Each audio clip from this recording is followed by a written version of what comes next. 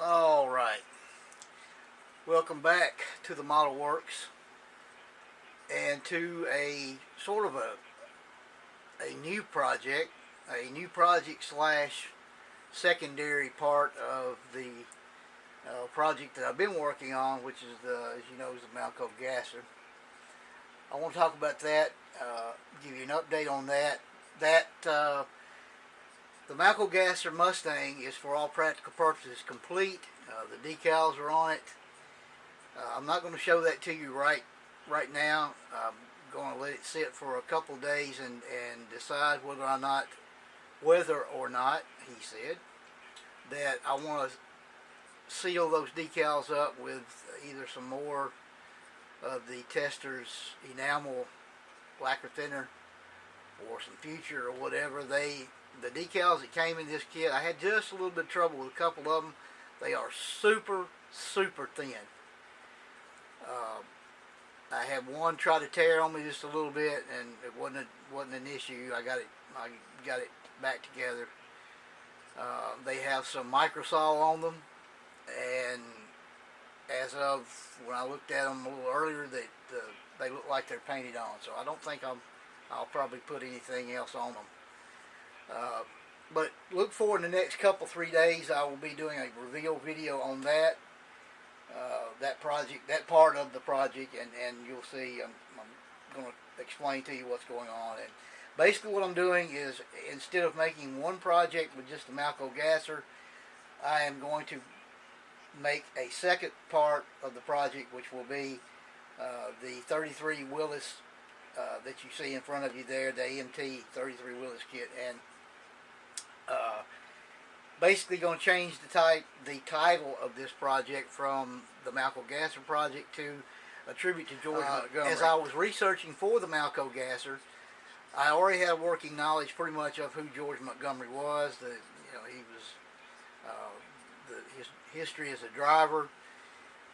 But I did not know a lot about him as far as his educational background. I did not know he graduated from Ohio State University. He earned a master's degree in mechanical engineering. He taught mechanical engineering, I believe, at Dayton University. In researching that part of it, I think gathered a new respect and a new admiration for who George Montgomery was, and his not only outstanding driving abilities, but his mechanical aptitude, his engineering skills. If it didn't work, he could make it work.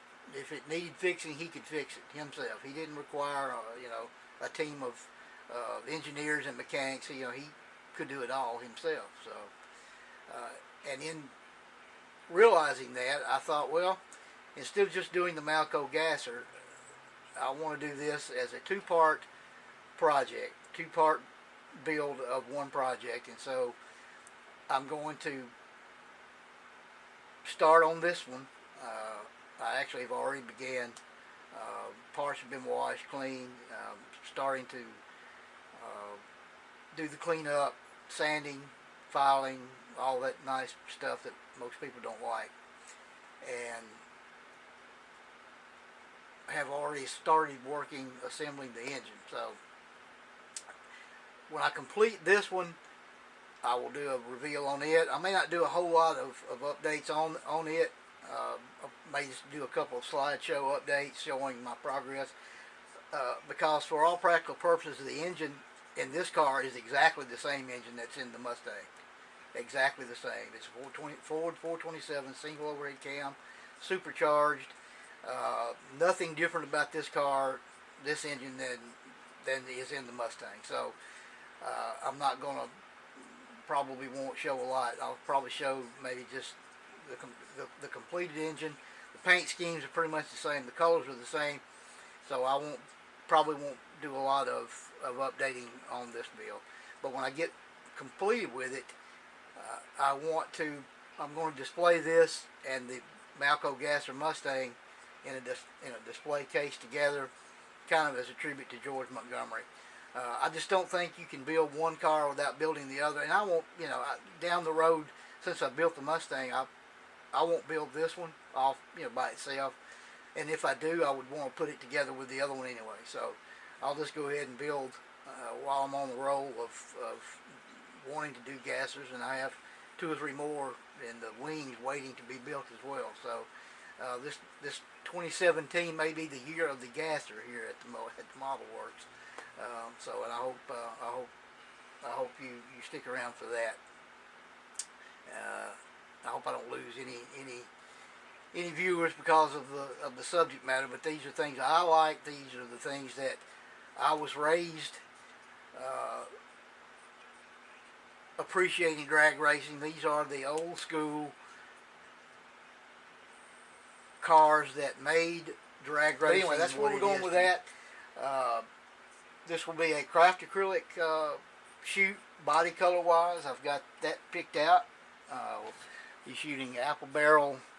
Can't see that in the light. Apple barrel. This is just plain light blue. I just picked this color because it's as close to the body color as I have seen any other type of paint. And I enjoy shooting. While I'm on that subject, I wanted to respond. I've already responded to this individual, but I had a private message from a subscriber, and his question or his comment was actually he wanted to know why, and I say this, I'm using his words, not mine, that he was questioning why a builder of my caliber would be using craft acrylic to do a project with, or at least I think he said for paint, for body color paint. Why would I be doing that? He could kind of understand using it for the interior and for maybe the chassis and stuff, but why would you want your final finished product, or why would you want, especially on like a show car, would you want to use craft acrylic when they're not very glossy and I kind of had to, I kind of step back and think about my answer to that. And as I told him, I enjoy shooting craft acrylic. A lot of people do not. A lot of people think that if you shoot craft acrylic that you're a rookie, you're an amateur, you don't know how to shoot any other kind of paint. Well, hey, guess what? I've got 100 some odd videos. All you got to do is flip through my videos and you'll see that craft acrylic is not the only thing that I shoot. I have House of Color, I have Auto Air, I have Testors Enamel, I have Duplicolor Lacquer, I have Testors Lacquer, I have Tamiya acrylics. We need to get out of this. We need to get out of this mindset that I think it's not any one person's fault. It's not any one group of people's fault. It is just what has, I think, of no fault of YouTube or any other social media outlet there is. It's just everyone as a whole has gotten on board with the House of Color, with Auto Air, with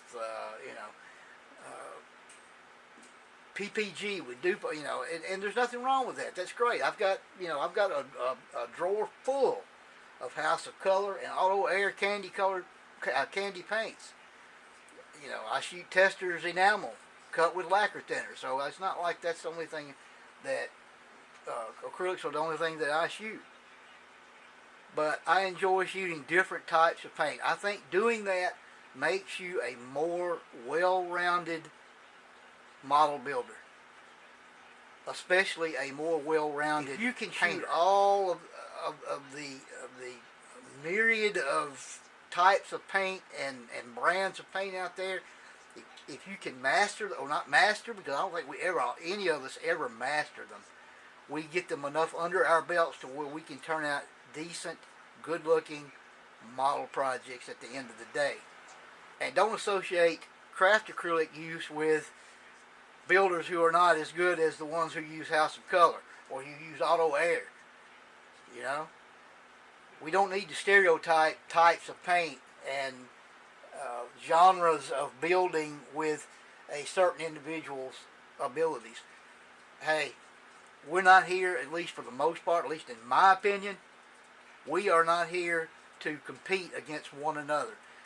They've got competitions for that all over the country. If that's what gets your blood going, if that blows your skirt up, hey, by all means, build you a model, take it to competition, and best of luck to you. But for this media outlet, for what we do here as a community, we're here to share individuals' work. We are here to help one another. We are here to share each one's techniques. We are here to lift one another up whenever we can. Okay? Now, I've tried to do the best I can to stay out of the, I won't call it an argument for the subject matter going around. I'm not even going to touch it. Okay? I'm not even going to comment on it. If you can't gather my opinion of that from what I just said, then, you know, so be it. But we don't need to associate an individual's, and another thing, what kind of airbrushes they use. What brand of airbrush do they have? Oh, he has a this, or he has a that. Well, he's not good enough to use a this or that or whatever. Bullshit. I get so tired of hearing and seeing comments from people about, well, I tried this airbrush and I saw so-and-so do this and I saw this and that and this and that and this and that. Hey, go out and figure things out for yourself. There's nothing wrong with becoming learned. There's nothing wrong with researching. There's nothing wrong with educating yourself. But don't let someone tell you that you can't turn out a decent paint job with a $25 starter airbrush from Pache. There's too many other people on here that have done it, and you know who they are. I'm not going to go down the list of people who have done it. Yeah, if you look to the left of that box, you'll see about 4 or 5 airbrushes in your picture there. They're all Pache airbrushes. I have Iwatas in my drawer over here. I don't buy them because they are a status symbol. I don't use them because they are a status symbol. I use them because they are what works for me. Okay? So let's get off the kick of that. Well, he must not be that good a model builder because he only has one airbrush. Ha! Imagine that, one airbrush. Hey, guess what? I used one airbrush for about 25 years. The only reason I went to another one was because that one broke. There's numerous people in this community who don't have 5 or 6 or 8 or 10 airbrushes that are some of the top builders in the model building community. You know. So let me get down off my high horse. I didn't want to do that, but you know, when I get to thinking about it, I get aggravated at the attitude that some people have, and I've fielded so many private messages and even emails to my personal email account about, why do you do this, or how come you don't do this, or you know, so and so told me that I don't need to do this, or this isn't any good, or this airbrush is not going to work for me. I shouldn't be using this type of paint. Look, go out and do what you want to do. Try it. Practice. I can't emphasize that word enough. Practice. You're not going to get it right the first time. You're not going to get it right the 5th time. You're not going to get it right the 10th time. But down the road, you're going to get better and better and better and better until you start to, and when you get, you start to kind of get one type of painting under your belt, one style of paint, or one kind of paint, move on to something else. You don't have to do something because you saw so-and-so on here do it, okay? All right, enough of that. Anyway, all right, that's what we're going to do. Part 2 of the, I guess, duly named tribute to George Montgomery, Ohio George Montgomery. Right. Until I talk to you again, may God bless you and your family. Take care of one another. Don't take any crap from anyone.